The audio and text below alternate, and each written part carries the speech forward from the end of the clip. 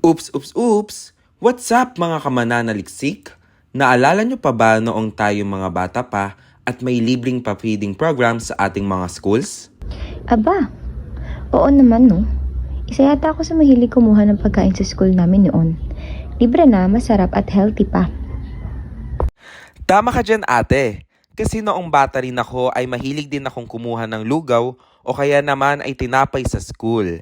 And speaking of healthy, alam nyo ba na mayroong kilalang scientist na may malaking kontribusyon sa pagpapalawak at pagpapaunlad ng masarap at healthy na pagkain sa mga Pilipino?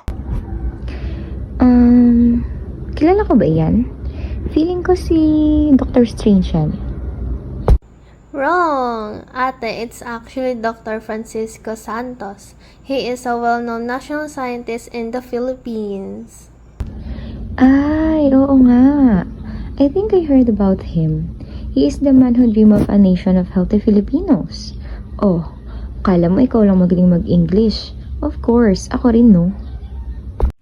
Okay, tama na yan mga ate ko. Nakikurious na tuloy ako sa kanya. Bakit kaya hindi natin alamin ang kanyang talambuhay, his works and contributions, and how he became a national scientist in the Philippines?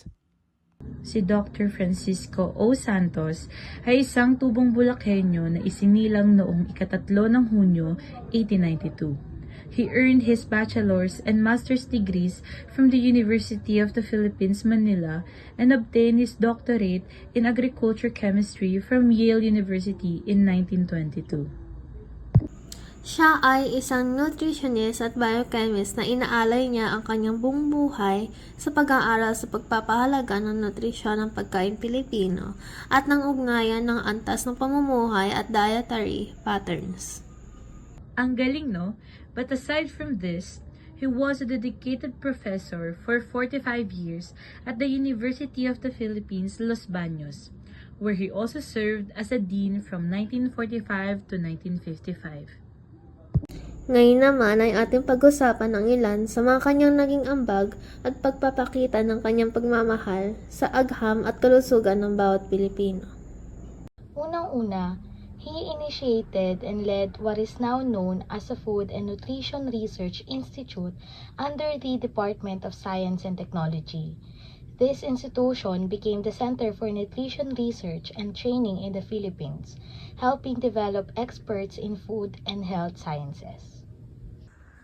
Noong year 1947 naman, isa siya sa nanguna sa pagbuo ng Philippine Association of Nutrition kung saan meron itong purpose or goal na magsama-sama yung mga nutrition professionals para ma-enhance pa yung skills and knowledge ng bansa natin tungkol sa topic or concept na ito. Since he was one of the first Filipino scientists to study nutrition, he examined the protein, vitamin, and mineral needs of Filipinos as well as in-identify niya yung mga common nutritional deficiencies. Dahil dito is napakalaki nung naging ambag and tulong niya para ma-invent yung mga formula and ingredients sa paggawa ng malulusog tsaka mga nutritious food para masolusyonan din yung isang malaking problema ng ating bansa. Upang labanan ang malnutrisyon na laganap sa ating bansa, si Dr. Francisco Santos ay lumikha ng mura at mga kasangkapan na mataas sa nutrients at vitamina. Ito ay ginawa hindi lamang tungkol sa research but also to Filipino children and poor communities. Tama ka dyan at nang dahil sa kanya, his findings supported the creation of national nutrition programs, including school feeding efforts and campaigns to reduce malnutrition. His research helped the government design better dietary guidelines for Filipinos. Nag-conduct rin siya ng maraming mga research or mga pananaliksik at nag-publish siya ng libro tulad ng Chemical Composition of Philippine Food Materials kung saan may tuturing na ito raw yung pinakamalaki niyang naging contribution sa kasaysayan ng agham or science. At ito rin yung natatanging libro sa Pilipinas na magbibigay ng kaalaman at kasanayan sa atin tungkol sa pagpapahalaga sa masustansyang pagkain at ano nga ba yung mga implications nito. May mga iilan din siyang mga nadiskubre sa mga panahong siya ay nananaliksik, gaya na lamang ng mga magagandang benepisyo ng pagkain ng kamote o sweet potato laban sa sakit na beriberi, isang kondisyon ng pagkukulang sa vitamin B. Tama ka dyan. Bukod pa rito, nandyan naman ang pagtuklas niya sa vitamin B sa pagkain ng toge at ito ay mas masustansya pa kaysa sa pagkain na may buto. Atin namang alamin ang ilan sa kanyang mga natatanging gantimpala at achievements na kanyang natanggap sa ating lipunan. First, nakatanggap siya ng Distinguished Service Medal noong 1955 sa kanyang namumukod-tanging mga ambag sa pagpapaunlad ng kaalaman at pag-unawa sa nutrisyon at sa pagtulong mabigyang tugon ang malnutrisyon sa ating bansa. Noong 1958 naman, siya ay muling nakatanggap ng Andres Soriano Award in Chemistry.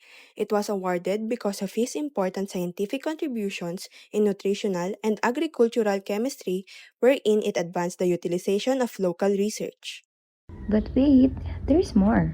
He was elected as academician in National Academy of Science and Technology noong 1958 dahil sa kanyang mahaba at maimpluwensyang career at malakas na scientific impact on nutrition sa ating bansa. Noong 19 ng Pebrero, 1983 sa edad na 70, siya ay namayapa na sa Los Baños, Laguna. Siya man ay lumisan sa piling ng mga taong naging malapit sa kanya, ang kanyang mga gawa ay nananatiling maunlad at nagkaroon ng malaking impact sa buhay ng mga Pilipino. At dahil sa kanyang di matatawarang kontribusyon sa ating bansa, siya ay ginawaran ni dating Presidente Ferdinand Marcos Sr. bilang isang National Scientist of the Philippines.